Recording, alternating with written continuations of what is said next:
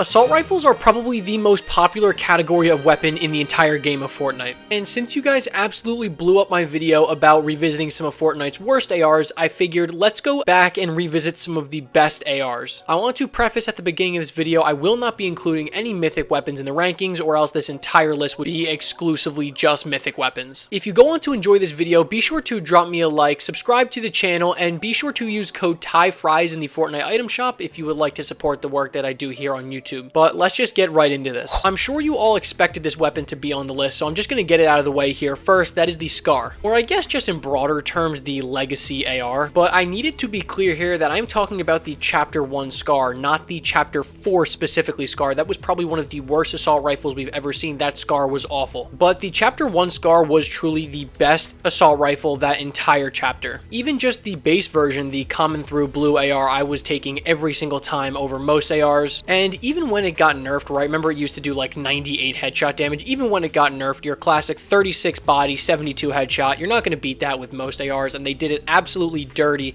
anytime after Chapter 1, except for Sky's assault rifle, basically. And yeah, I think everybody had really expected it to be on this list, so here it is right off the bat. But one you may not have been expecting is the purple and gold Infantry Rifle. And as I'm sure many of you know, the Infantry Rifle has an interesting history because it didn't launch as a hit scan weapon, and it was absolutely atrocious when it came out. That was a known thing that you would just not take the Infantry Rifle back then. And once it became hit scan, it became a special assault rifle, and I'm specifically honing in on the purple and legendary one just because it was so strong. It also just felt great to use, like that recoil pattern, that essentially infinite first shot accuracy. I mean, this was like, in my opinion, probably the first AR that could go up against the Scar and actually compete with it and beat it in some gunfights. And any mid to long range, you're basically just going to gun everybody with this if you have good accuracy. I'm sure everybody remembers the Mongrel clips. I mean, this dude is just shooting people out of the sky like birds. It's insane. I think this is a lot of people's favorite assault rifle ever, and I would love to see it in the game. It just felt incredibly great to use, and man, this thing, if it came back with attachments, would be incredible. Regardless, definitely one of the best assault rifles we've ever seen. And I need to talk about the Chapter 2 burst assault rifle, specifically the purple and gold, what you guys probably know as the AUG. And I guess in my head when I talk about this, I specifically think about the Chapter 2 Season 2 AUG and the Chapter 2 Season 3 AUG. And especially with how insane aim assist was, this is potentially the best assault rifle ever. I just have this like memory ingrained in my head of the agency of Nick Merckx just absolutely incinerating like one bursting booga out of the air. This thing was absolutely dominant in those 2 seasons especially. I also really preferred this weapon as a 3-round burst as compared to what we saw later in the Striker AR, specifically the Striker burst with the red dot. I believe, if I remember correctly, that was a 2-burst assault rifle. I preferred the 3-burst over the 2-burst. And I honestly think a lot of people forget about this version of the AUG, but it was so strong. It was just well balanced all around. You had very little bloom and were doing Scar-like damage. I believe in the legendary, it was like 37 a bullet. So if somebody was at 100 or 150, it's very likely that if you just hit one shot, you could 1-burst them. It sounded good, it felt good, and it was absolutely dominant in those 2 seasons as the dominant AR. I just think in Chapter 2, Season 2 specifically, a lot of people kind of put it to the side because of how strong the mythics were in that season. You know, Brutus's minigun, Meowscles AK, Sky's Scar. Like, if you have the choice between those mythics or the AUG, you're probably going to take the mythics. Yeah, my personal favorite AR of all time and definitely deserving of being on this list. And another assault rifle that I think is kind of a no-brainer to be on this list is the MK7 assault rifle. Now, I come from an FPS background. I've been playing FPS games, specifically COD, all my life, so when they added a red dot assault rifle, you know I was eating that up. Every single game in Chapter 3, I needed to get my hands on the MK7. Now look, an assault rifle like this has seen so many changes over the past. I mean, we basically even saw a remastered version in the MK Alpha assault rifle, and you knew that this thing wasn't going to stay how it was when it launched because it was absolutely busted, and on launch may be one of the best, if not the best assault rifle. And it just didn't matter. Close range, long range, anything, this weapon could do it all. And look, I know I'm not considering mythics on this list, but oh my god, the Foundation's mythic is probably the most overpowered weapon I've ever seen in my entire life. That thing is just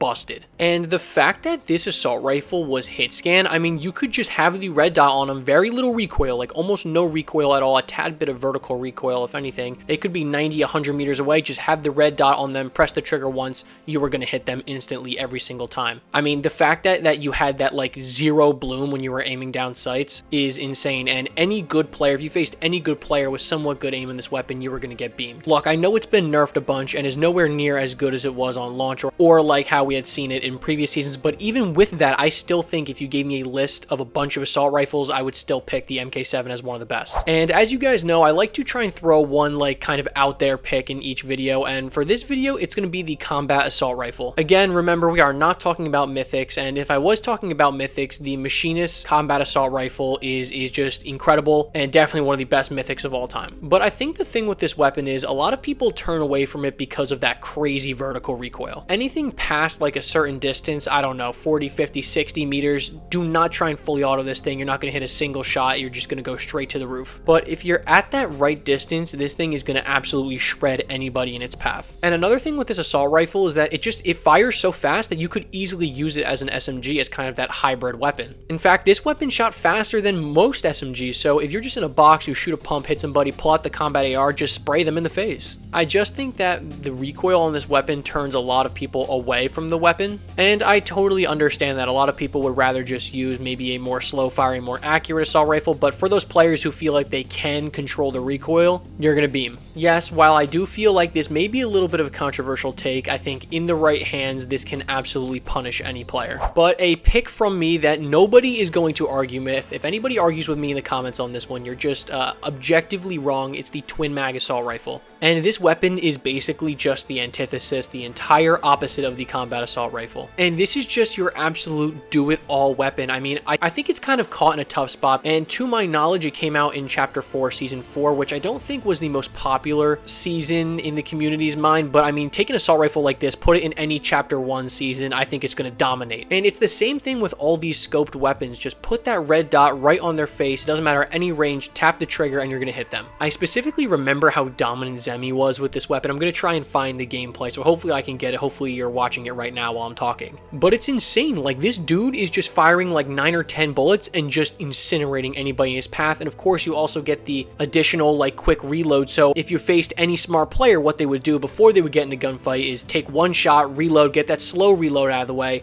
so that when they were in a fight, they made sure that they had the quick reload ready to happen. And again, this weapon just had it all. It's exactly like the MK7. Good fire rate, good scope, good range, good bloom, and good hip fire. I mean, again, this is another example of an AR. While maybe not the most practical thing, if you're in a box with somebody, you could use it. I think most people watching this video expected it to be somewhere on this list, and so I don't think there's going to be any disagreement. There really shouldn't be any disagreement on this pick. The twin mag AR is absolutely one of the best. And finally, I got a little bit of a cheat pick here. Let's talk about two weapons, the Stark Industries rifle and the pulse rifle. Again, remember, I am not talking about mythics, so just get the overclock pulse rifle out of your head here for a second. And I put these weapons together because they essentially function identically. I mean, I think if I remember correctly, the pulse rifle does 1 more damage in all rarities than the Stark Industries rifle, but it could be the opposite way around. You get what I'm saying? They basically have the same stats. And they have that same feature where when you aim down sights, it's a slow firing, heavy hitting assault rifle with bigger damage, but when you hip fire, it's faster firing,